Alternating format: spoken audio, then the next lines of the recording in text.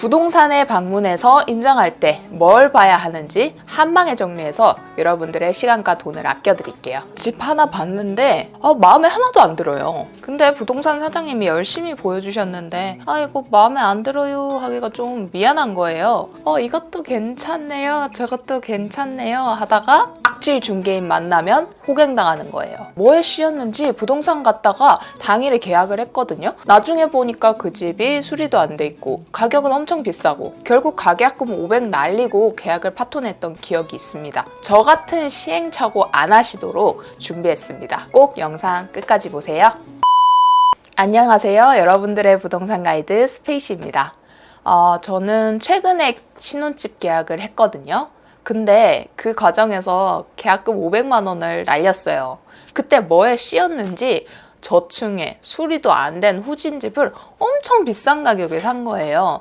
저 투자한 지 5년 차 됐고 부동산을 꽤 많이 사고 팔아봤다고 자부하는데 이렇게 당하는 걸 보면 불인이 분들이 왜 부동산 방문을 어려워하는지도 알 것 같아요. 예전에는 부동산 방문하는 게 뭐가 어렵다는 거지? 그냥 말하고 대화하고 오면 되는데? 라고 생각했었는데 제가 한번 실수를 해보고 나니까 와닿는 게 많아요. 아마 가셔서 호갱당하진 않을까, 내가 부동산 초보라서 무시당하진 않을까, 이런 것 때문에 걱정이 되실 것 같아요. 그래서 오늘은 호갱당하지 않고 좋은 부동산 중개업소 찾을 수 있는 방법에 대해서 알려드리려고 합니다. 이것만 알아도 부동산 호갱당하는 일 없을 테니까 꼭 영상 끝까지 시청해 보시길 바랍니다.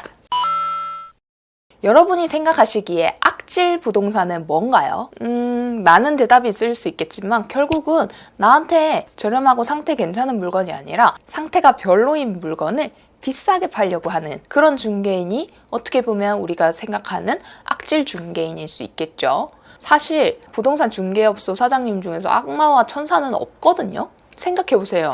여러분들이 사는 입장이니까 비싼 물건을 권하는 부동산 중개업소를 되게 안 좋게 보는 건데, 만약에 내가 물건을 내놓고 파는 입장이라고 생각하면 이 부동산은 굉장히 일 잘하는 부동산이겠죠. 결국 부동산 시장에서 물건을 비싸게 팔아주는 부동산도 존재하며 또 수요가 항상 있습니다. 그래서 이런 분들을 사실 악질이라고 부르기는 애매해요. 단지 부동산을 살려고 할 때는 우리한테 좋은 부동산이 아닐 뿐이죠. 그렇기 때문에 부동산에 들어가자마자 해야 될 건 물건을 팔 때 유리하게 해주는 매도용 부동산인지 내가 물건을 살 때 좋은 매수용 부동산인지 판단을 해야 됩니다. 부동산 방문하면 명함이 엄청 많이 쌓일 거거든요. 그러면은 여기는 뭔가 물건을 비싸게 권했으니까 나중에 팔 때 내놓으면 좋은 매도용 부동산이구나. 여기는 물건을 좀 저렴하고 괜찮은 걸 잘 보여줬으니까 매수용 부동산이구나. 이렇게 분류해서 매직 같은 걸로 적어두시면 나중에 매수하실 때 훨씬 더 나한테 유리한 조건을 제시해주는 부동산을 찾아서 가실 수 있겠죠. 그런데 이렇게 매도용, 매수용 부동산이 있다는 건 알았는데 그럼 이 부동산이 매도용인지 매수용인지 어떻게 알아요? 라고 말할 수 있잖아요. 그래서 지금부터 매도용 부동산과 매수용 부동산을 구분하는 법에 대해서 알려드릴게요. 첫 번째는 정말 당연하게도 가격에 대한 내용인데요. 여러분들이 이제 부동산을 방문하시기 전에 분명히 네이버 부동산에서 매물을 찾아보실 거잖아요. 찾아보시고 갈 거죠? 이것도 안 찾아보시고 가시면 안 돼요. 이렇게 물건을 찾아보실 건데 분명히 네이버 부동산에서 최저가 매물 중에서 괜찮은 매물이 있었어요. 그래서 그거를 보겠다고 연락하고 갔는데 내가 원하는 물건은 안 보여주고 내가 조사한 시세보다 훨씬 더 가격이 높은 친구만 보여줍니다. 혹은 층이 낮은 친구만 보여주는 거예요. 이럴 경우에는 너무 눈치 보시지 마시고 단호하게 얘기를 하세요. 제가 몇 동 몇 호의 물건을 보려고 하고 이 가격에 나와 있었는데 이 물건은 안 보여주시나요? 라고 얘기를 했을 때 뭔가 말을 돌린다던가 혹은 다른 매물로 자꾸 유도하는 느낌이 든다면 그 부동산은 매도용 부동산, 즉 집주인한테 유리한 거래를 유도하는 부동산일 가능성이 커요. 두 번째, 집을 파는 집주인 입장에서 유리한 조건들을 계속 제시합니다. 예를 들어서 일반적으로 가계약금을 넣을 때 한 500 정도를 넣거든요. 근데 부동산 상승기도 아닌데 가계약금을 한 1000만 원 정도는 넣어야 된다는 식으로 자꾸 이야기를 합니다. 그리고 요즘 집을 보러 오는 사람들이 많아서 집주인이 집을 못 보게 한다 이런 식으로 얘기를 하면서 집을 보지 않고 계약하세요 이런 식으로 얘기를 하는 겁니다. 이런 경우는 어떤 경우냐면 집에 큰 하자가 있어서 집을 보여주기 꺼려하는 집주인의 물건을 팔아주기 위해서 일부러 집 상태를 안 보여주고 순진한 매수자들한테 넘기려고 할 때 이런 식으로 얘기를 하시거든요. 물건 가격이 되게 저렴해요. 하자 없으니까 집 안 보고 계약하세요. 이런 식으로 얘기를 하면 다음에 한번 넣겠습니다. 얘기를 하시고 다른 부동산을 한번 가보세요. 분명히 다른 부동산에서는 그 집의 상태에 대해서 제대로 얘기를 해주시거나 집을 보여주실 가능성이 큽니다. 그리고 세 번째, 가격 조율에 있어서 타협을 안 해주려고 해요. 뭐 집주인한테 그 가격으로는 연락을 못한다.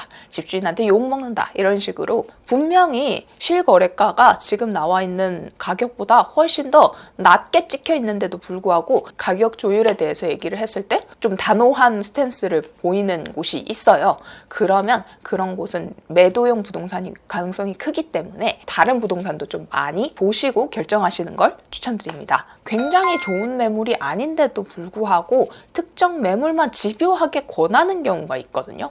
이런 경우는 어떤 경우냐면 집주인이 그 부동산에 이 매물 팔아주시면은 복비 원래 100만 원 드릴 거 200만 원 2배로 드리겠습니다. 이런 식으로 약속을 해놓은 물건들이 있어요. 그런 물건들 같은 경우는 굳이 좋은 물건도 아닌데 팔면 자기한테 인센티브가 많이 떨어지기 때문에 내가 별로 마음에 안 든다는 의사를 비쳤는데도 계속 그런 물건을 권하는 경우가 있어요. 만약에 이런 기미가 보인다 라고 하신다면 거기선 살짝 나오셔서 다른 부동산도 둘러보시고 결정하시는 걸 추천드립니다. 자, 이렇게 매도용이랑 매수용 부동산을 잘 구분을 해서 매수용 부동산으로 들어갔어요.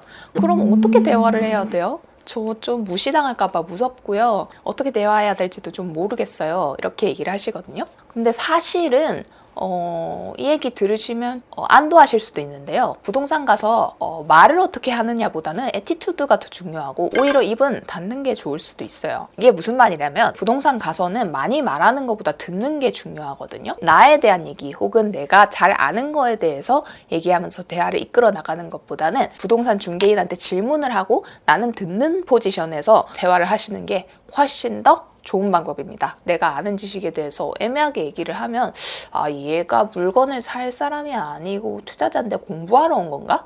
이런 생각이 들면 되게 좀 반감이 들거든요. 부동산 입장에서는 물건을 팔았을 때 돈이 들어오는 구조잖아요. 그래서 안 살 것 같은데 괜히 찔러보는 사람을 좀 싫어합니다. 두 번째는 해당 부동산은 사실 그 지역에 대해서는 그분이 전문가일 수도 있어요.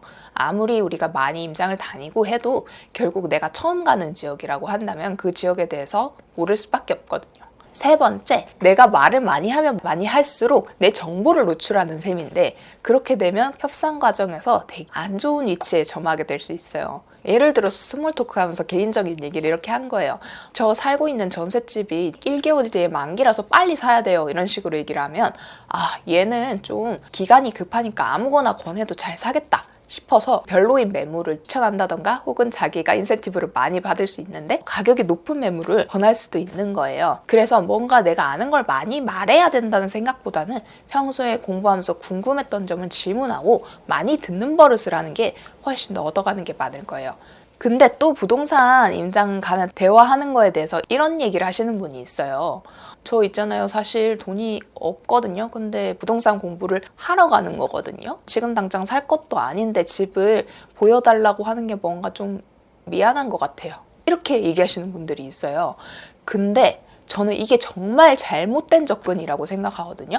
여러분들은 전혀 미안해하실 필요가 없어요. 주동산 중개인을 상대하실 때는 실제로는 그렇지 않더라도 내 수중에 한 돈이 3억 정도 있다고 생각하고 대화를 한번 해보세요. 대화를 어떻게 하느냐, 내용적인 것보다도 이런 애티튜드가 더 중요하거든요. 왜냐면요, 지금 당장 살 거 아닌데 집을 보여달라고 하는 게 미안해요. 이런 포지션으로 얘기를 하면은 자꾸 쭈뼛대게 되거든요. 근데 이렇게 쭈뼛대면서 대화를 하면 중개소 사장님이 더 물건을 안 보여주려고 합니다.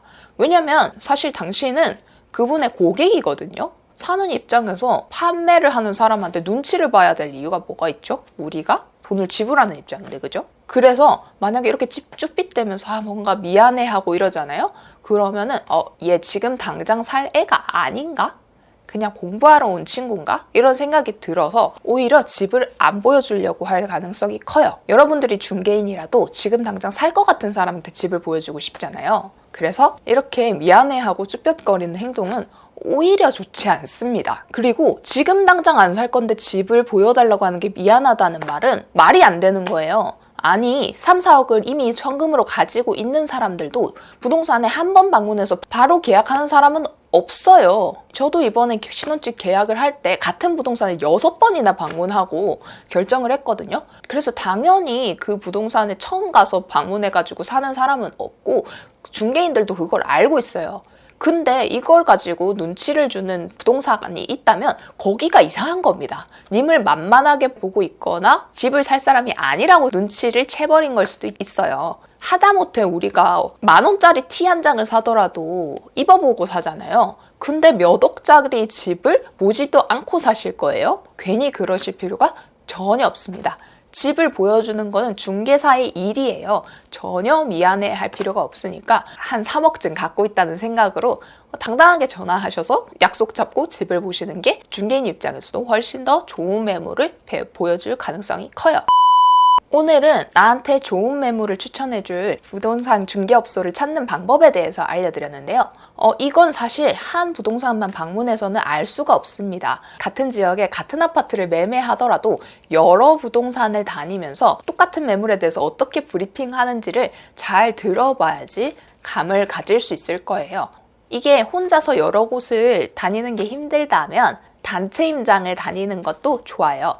여러 명이서 한 지역에 가가지고 이 아파트를 한번 물어보자 혹은 집을 보자고 약속을 하고 모인 다음에 싹 흩어져서 여러 부동산에서 얘기를 듣고 카페에 모여서 얘기를 하는 겁니다. 다들 부동산 명함을 하나씩 가져오겠죠. 얘기를 같이 맞춰서 들어보다 보면 이상하게 비싸게 부르는 곳이 있거든요. 그런 곳의 명함에는 매도용이라고 적어놓고 매수하는데 적합한 매수용 부동산만 쏙쏙 골라서 다니는 것도 방법입니다. 저는 500만 원 날리고 알게 된 팁이지만 여러분들은 저 같은 실수 안 하셨으면 좋겠어요.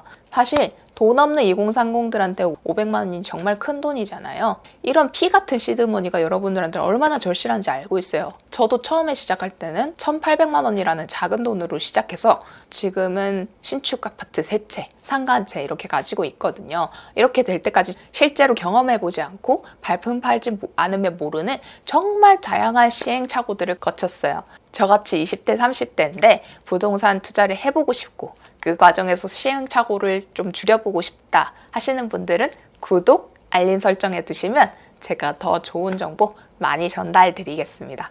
오늘도 좋은 하루 되세요. 안녕.